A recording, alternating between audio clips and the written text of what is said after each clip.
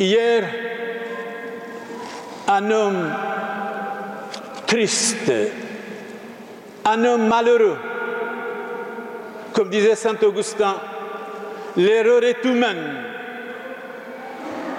pardonner est divin, rester dans l'erreur est diabolique. Je veux dire par là, l'évêque de Bruges a demandé pardon à la nation, à la jeunesse, à la société. Et je dirais aux victimes, entre guillemets, attention, victimes, le mot victime, vous savez, il y avait un monsieur ici, vous le connaissez, il filmait tous les dimanches ici. Et un jour, je lui ai dit, il ne faut pas filmer. Quand il y a des cérémonies, vous pouvez sinon vous déranger les gens. Il quitte l'église, il va au palais, il devient victime du Père Samuel. Ça, c'est scandaleux. Victime. Alors, je veux dire, entre guillemets, ces victimes, ils peuvent dire n'importe quoi parce que les soi-disant coupables sont morts. Ben oui, contre les morts, vous pouvez dire n'importe quoi.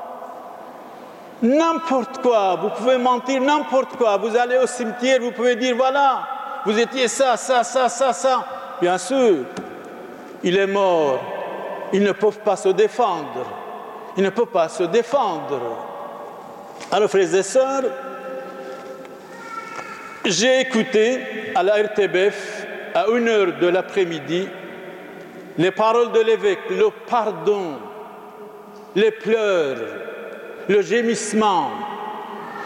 Comme le roi David disait tout à l'heure, « J'ai péché, Seigneur, j'ai péché contre moi, effacez mes péchés. » Eh bien, le soir, ils ont supprimé tout cela, ils ont dit, l'évêque va quitter là où il habite.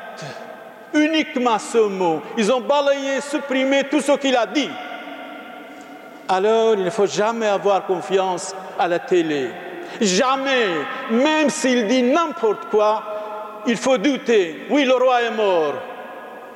Le roi est mort, est vrai. Mais malgré tout, il faut douter comment il est mort. De ce que la télé dit, frères et sœurs. Alors, ces journaux, je suis stupéfait, étonné.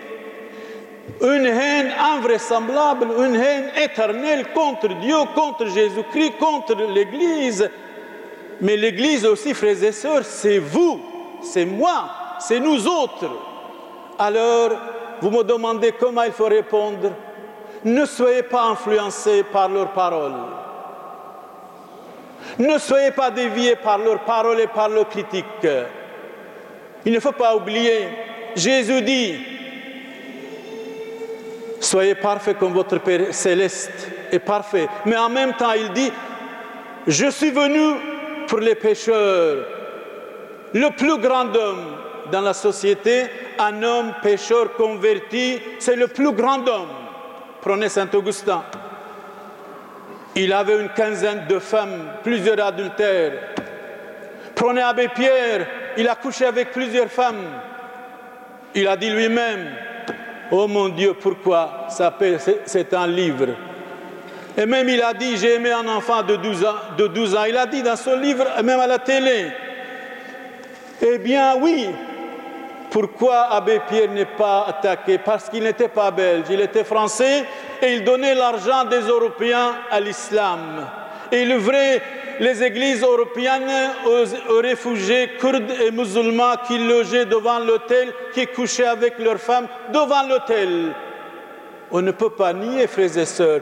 Donc, Jésus en même temps dit clairement, regardez ce matin, saint Paul, je suis le premier pécheur. Je suis le premier pécheur. Regardez, Sainte Marie-Madeleine, la plus grande pécheresse, elle est devenue quoi? La femme de l'Évangile, la sainte de l'Évangile. Et cette année, ils ont fêté, je crois, 760e anniversaire de pèlerinage, de pèlerin de Sainte Marie-Madeleine, la plus grande prostituée convertie. Je veux dire par là, un homme converti égale 1000 hommes. Il est formidable, il est redoutable dans le bon sens. La conversion qui compte. Ce n'est pas le péché est humain, pardonner est divin. Il n'y a personne qui a parlé du pardon, il n'y a personne qui a dit de la miséricorde. Et Jésus dit, je suis venu appeler les pécheurs à la conversion. Saint Augustin dit, là où il n'y a pas le pardon, là où il n'y a pas la miséricorde, Jésus n'est pas là. Quand on voit même des évêques gauchistes, ils disent n'importe quoi, je n'aime pas. Si c'est son nom, ils ne sont pas des évêques, ils sont des Judas. Ils ne sont pas des évêques, ils sont des traîtres. Ils ne sont pas des évêques, ils sont des ennemis de leurs collègues. Bien sûr, pas tous les évêques. Il y a de véritables évêques, de braves évêques, certainement. Je n'aime pas citer le nom du délateur, le nom de qui a lancé un appel. Je n'aime pas citer son nom qui a lancé un appel. C'est normal aujourd'hui lancer un appel, par exemple, contre les fonctionnaires. Mais vous allez avoir des milliers de téléphones. Lancer un appel contre les poètes, délation contre les poètes, les musiciens, les philosophes, les protestants, les orthodoxes, les ouvriers.